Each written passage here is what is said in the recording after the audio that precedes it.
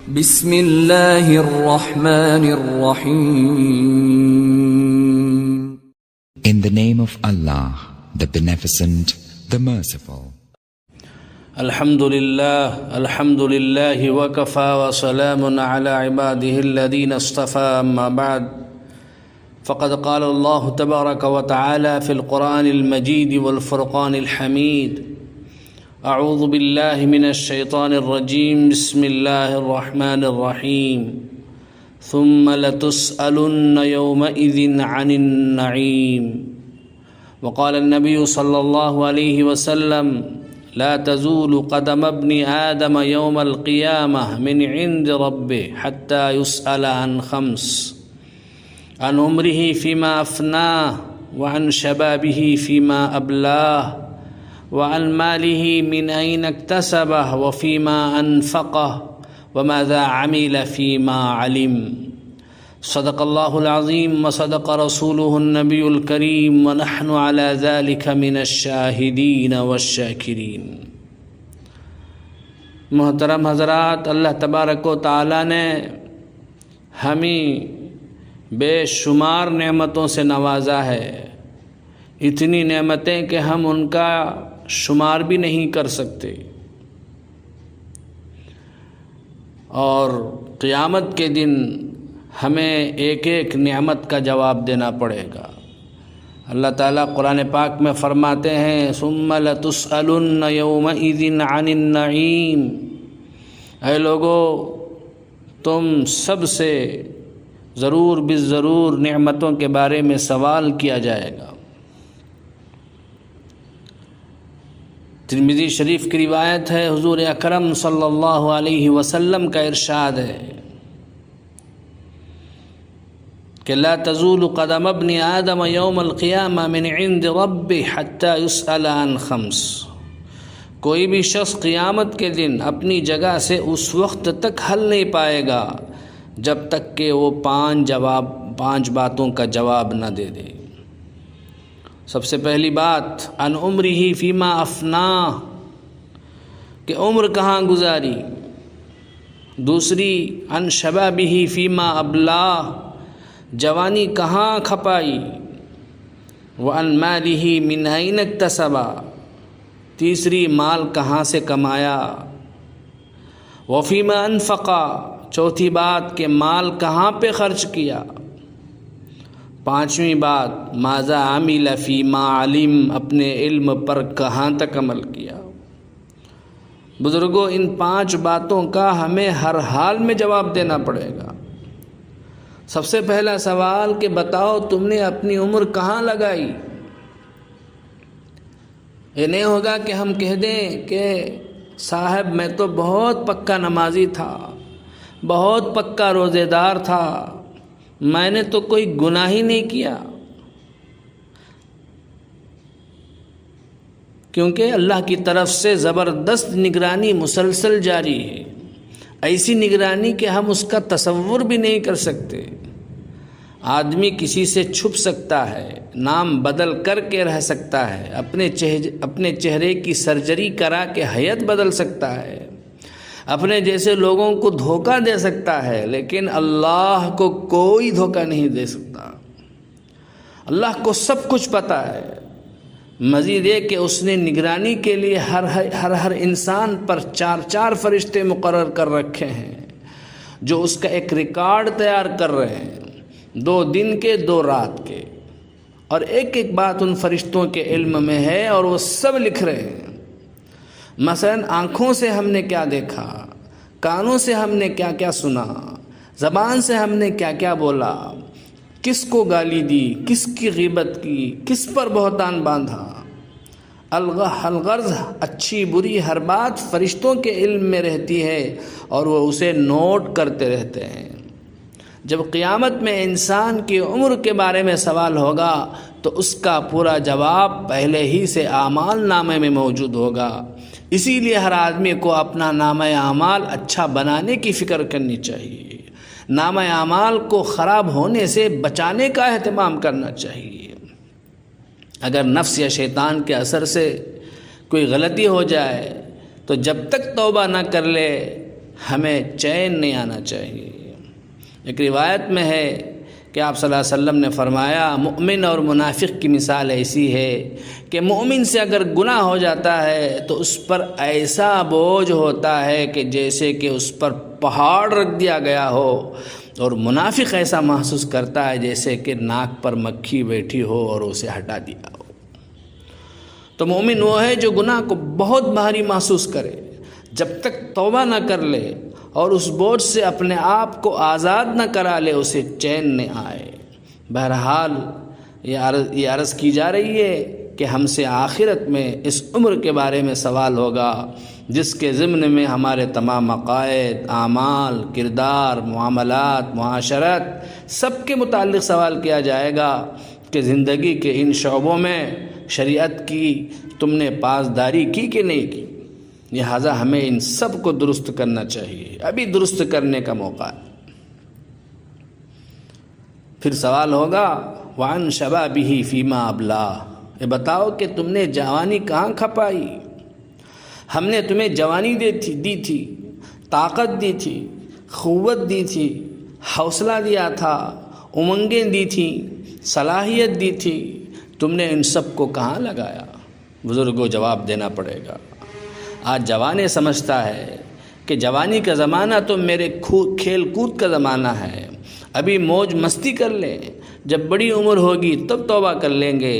حالانکہ یہ محض دھوکہ ہے، خام خیالی ہے، کیونکہ اس کی کوئی گارنٹی نہیں کہ جوان بڑی عمر تک پہنچے گا بھی یا نہیں۔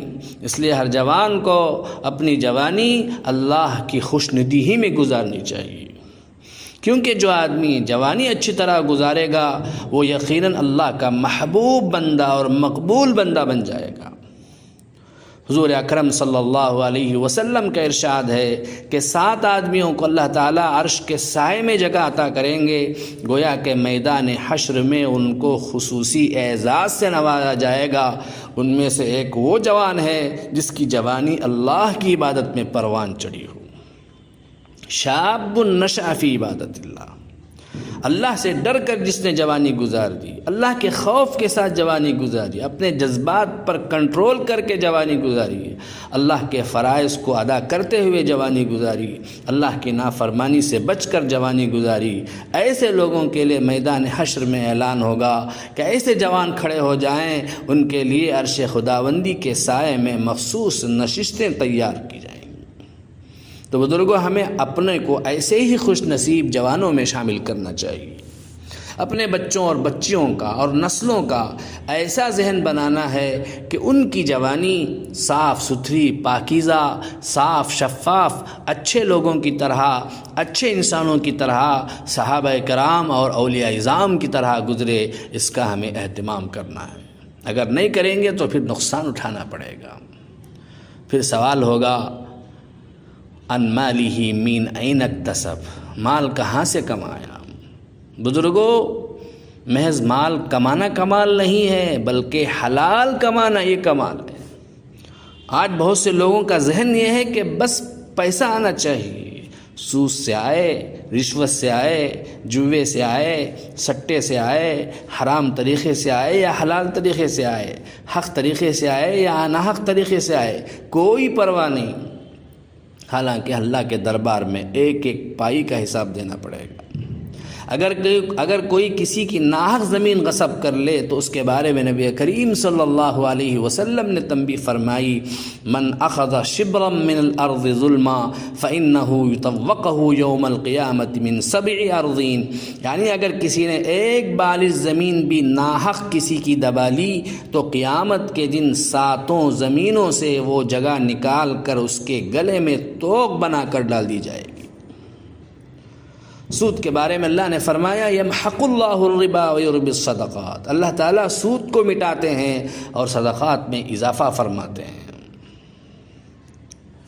نیز فرمایا الذین یأکلون الربا لا یقومون الا کما یقوم الذی یتخبطہ الشیطان من المس، جو سود خور لوگ ہیں وہ قیامت میں ایسے اٹھائے جائیں گے جیسے شیطانی اثرات سے ان کے ہوش اڑے ہوئے ہوں کہ صحیح طرح قدم بھی نہ رکھے جا رہے ہوں گے۔ نبی کریم صلی اللہ علیہ وسلم نے ارشاد فرمایا میں نے جہنم میں دیکھا کہ کچھ لوگ ہیں جن کے پیٹ بڑے بڑے کمروں کے برابر ہیں، ان کمروں کے اندر بڑے بڑے سانپ لوٹ رہے ہیں جو باہر سے نظر آ رہے ہیں۔ تو میں نے حضرت جبرائیل علیہ السلام سے پوچھا من ہؤلاء یا جبرائیل، جبرائیل یہ کون لوگ ہیں؟ تو حضرت جبرائیل نے فرمایا ہؤلاء اکلۃ الربا، کہ یہ سود خور ہیں۔ نیز نبی کریم صلی اللہ علیہ وسلم نے ارشاد فرمایا ان الربا وان کثر فان عاقبته تسیر الی کل، سودی مال چاہے کتنا ہی زیادہ ہو جائے اس کا انجام یہ ہے کہ وہ کم ہو کر ہی رہے گا۔ آج آدمی سمجھتا ہے کہ میں بڑا ہوشیار ہوں، میں نے لوگوں سے اتنے پیسے اینٹ لیے، اتنے پیسے جمع کر لیے، اتنا بیلنس بنا لیا۔ ٹھیک ہے، تم نے دنیا میں سب کچھ جمع کر لیا، لیکن جب اللہ کی پکڑ آئے گی تو ساری ہوشیاری کافر ہو جائے گی۔ اس لیے عقل مندی کا تقاضا یہ ہے کہ چاہے آدمی تھوڑا سا کمائے لیکن حلال کمائے، تاکہ آخرت میں کوئی پکڑ نہ ہو۔ پھر سوال ہوگا کہ مال کہاں خرچ کیا؟ اس لیے ضروری ہے کہ مال کو صحیح جگہوں پر خرچ کریں۔ بہت سے لوگ یہ سمجھتے ہیں کہ ہم آزاد ہیں، جہاں جی چاہے خرچ کریں، ہم سے کوئی حساب نہیں لیا جائے گا۔ تو بزرگوں یہ محض خوش فہمی ہے، آخرت میں ایک ایک پیسے کا حساب دینا پڑے گا۔ اگر گناہوں میں، لغویات میں، حرام جگہوں پر آدمی مال خرچ کرے گا تو اس کا حساب دینا اس کے لیے بھاری پڑ جائے گا۔ اس لیے ضروری ہے کہ حلال ذریعے سے کمائیں اور حلال ہی جگہوں پر خرچ کریں۔ آخر میں یہ سوال ہوگا ماذا عمل فیما علم، جو دین کی بات تمہارے علم میں آ گئی تم نے اس پر کہاں تک عمل کیا؟ جب بات علم میں آ گئی تو عمل بھی کرنا ضروری ہے۔ اللہ کی طرف سے کہا جائے گا جب تمہیں پتہ چل گیا تھا کہ چیز حرام ہے تو تم نے اپنے کو اس سے کیوں نہیں بچایا؟ جب تمہیں پتہ چل گیا تھا کہ یہ چیز تمہارے اوپر فرض ہے تو تم نے اس پر عمل کیوں نہیں کیا؟ گویا کہ ناواقف آدمی اگر کوئی کوتاہی کرے تو اس کے مقابلے میں واقف آدمی کی کوتاہی زیادہ بڑا جرم قرار دی جاتی ہے۔ اس لیے جانکار کو اللہ سے زیادہ ڈرنے کی ضرورت ہے۔ تو بزرگوں یہ سب وہ سوالات ہیں جو آخرت میں ہم سے ہونے والے ہیں۔ عقل مند آدمی وہی ہے جو سوال ہونے سے پہلے ان کا جواب صحیح تیار کر لے، اور تیاری اسی طرح ہو سکتی ہے کہ ہم مسلسل اپنا محاسبہ کرتے رہیں۔ اس لیے روزانہ سونے سے پہلے 5 منٹ کے لیے ہم غور کریں کہ آج ہم سے کیا کیا اچھی باتیں ہوئی، اگر ہوئی ہوں تو ان پر اللہ کا شکر بجا لائیں۔ یہ بھی جائزہ لیں کہ ہم سے کیا کیا گناہ ہوئے ہیں، ان کو یاد کر کے دل سے ندامت کے ساتھ سچی توبہ کریں۔ پھر اللہ تعالیٰ ہمیں اپنی دامن رحمت میں جگہ عطا فرمائیں گے۔ جب ہم اس کا اہتمام کریں گے تو انشاءاللہ ہماری زندگی صاف ستھری ہوگی اور ہمیں یہاں کی بھی راحت نصیب ہوگی، سکون ملے گا، اور آخرت کی بھی عافیت نصیب ہوگی۔ اللہ تعالیٰ ہم سب کو اور پوری امت محمدیہ کو دین پر استقامت نصیب فرمائے، ہر طرح کے گناہوں سے، معاصی سے، منکرات سے، فواحش سے، لغویات سے ہم سب کی، ہماری نسلوں کی اور پوری امت کی حفاظت فرمائے۔ آمین۔ وآخر دعوانا ان الحمد للہ رب العالمین۔